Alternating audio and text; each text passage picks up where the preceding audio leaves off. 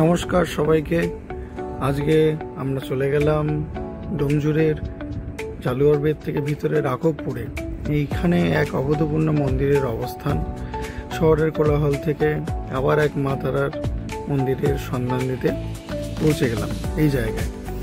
আশেপাশের জায়গাটা তো দেখে বুঝতেই পারছেন কেমন জঙ্গল বাঁশবাগানের মধ্যে দিয়ে যাচ্ছে। এইবারে এই যে জায়গাটা দেখছেন এটা আরো ডেন্স যতটা আগেরটায় ছিল।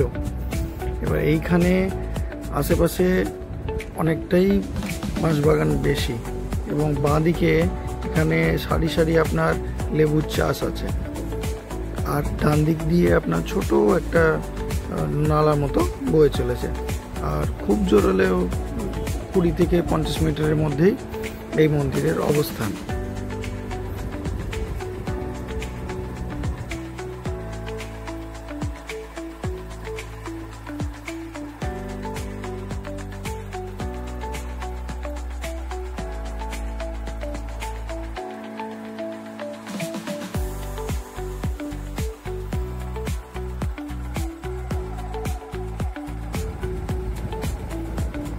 এই যে সেই দেখা যাচ্ছে মন্দির, এই হলো সেই মন্দির।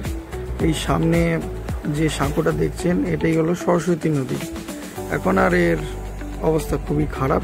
এই ডান দিকে হলো মা তারার মন্দির, এই সামনে তুলসী মঞ্চ। এইখানে গাড়িটা রেখে অবস্থান করলাম।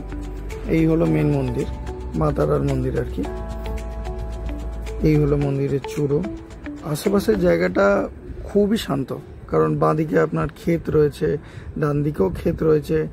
সামনেটায় হলো আপনার সরস্বতী নদী, যেই নদীটা আপনার এখন তো খুবই খারাপ অবস্থায় রয়ে আছে। এই মন্দিরের ভিতরে আরও একটা আশ্চর্য ব্যাপার হলো এখানে মন্দিরে আশেপাশে সবাই শুয়ে থাকে, কেউ কেউ এসে বসে থাকে, গল্প করে। মন্দিরের সামনে একটু পরে দেখতে পাবেন ভিতরে হচ্ছে আপনার মানে ঘাট মতো করা আছে, পাশে বসার জায়গা আছে এই মন্দিরেই। এইটা হলো মন্দিরের পাশেই আপনার একটা ঘর মতন, এখানে কিছু জ্বালানি আছে আপনার। তো এই যে সামনে দেখতে পাচ্ছেন এইটাই হলো সামনে সেই সরস্বতী নদী। এখানে আশেপাশে খুবই শান্তপূর্ণ জায়গা। এবং এই বলছিলাম যে চাষের জমি, এই চাষের জমি এখানে অনেকেরা চাষ করেন। এখান থেকে আমি প্রায় রাঘব ফুলকপি থেকে ব্রকলি থেকে আরম্ভ করে সব কিছুই নিয়ে গেছি।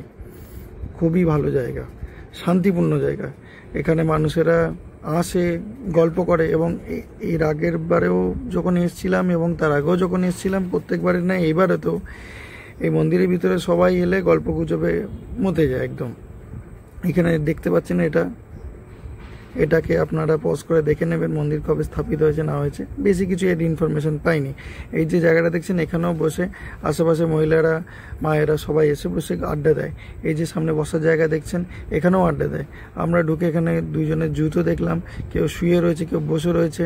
গল্প করতে করতে আমরা জানতে পারলাম এরা অনেক দূর থেকে আসছেন, এসে গল্প করছেন। এবং ধীরে ধীরে আমরা প্রায় 1 থেকে 1.5 ঘন্টা এদের সঙ্গেই গল্পে মত্ত হয়ে গেলাম। এই হলো মায়ের মন্দির, এই হলো মা তারা।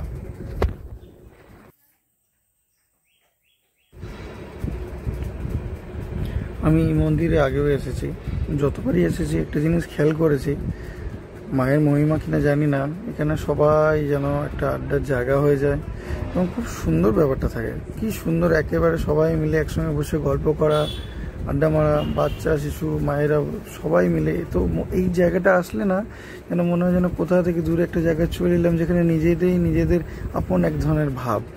সবাই গল্প করবে, এখানে কেউ আছে না জিজ্ঞাসা করে পরে, আগে যেন গল্পে একটা যেন মনে হয় যেন আমরা একই জায়গার, এবং গল্পের মধ্যে ঢুকে ঢুকে চলে যাবেন।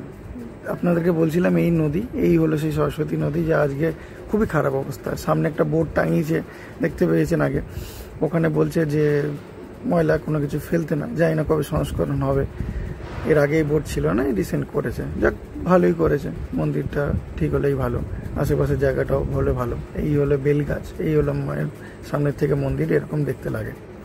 এই যে বলছিলাম আমার স্ত্রী এবং আশেপাশে সবাই বসে গল্প গুজব করছে, যেন মনেই হবে না যে আমরা মানে চেনা নচেনা, সবাই একদম গল্প করতে মত্ত হয়ে গেছে। এই মন্দিরের জায়গা যে ভাইবস যেটা বলা হয় সেটাই এরকম। এখানে কিছু ছোট ছোট মূর্তি রয়েছে, সেগুলো দেখতে পাচ্ছেন। শঙ্কর বাবা, তৈলেশ্বর নন্দী, মা শারদাময়, শ্রীরামকৃষ্ণ, এরকম ছোট করে খুব সুন্দর এরকম ছোট ছোট মূর্তি করে রাখা আছে মন্দিরের সামনে। এটা ডান দিকটা করে বেশ ভালো লাগে। এই হলো সেই চাপা কল। এটা হচ্ছে মন্দিরের সামনের জায়গা ভিতরে।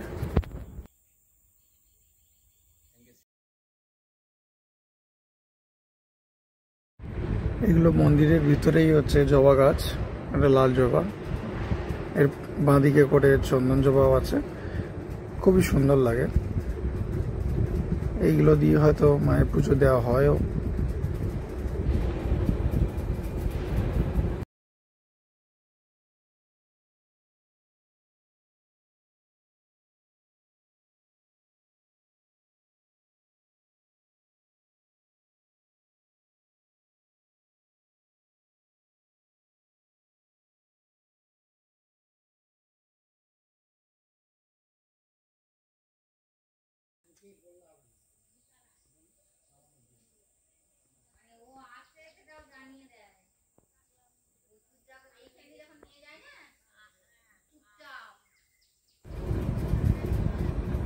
মন্দির ঢুকতেই ডান দিকে এই আমাকে আপনার ছোট্ট মন্দিরটি পড়বে।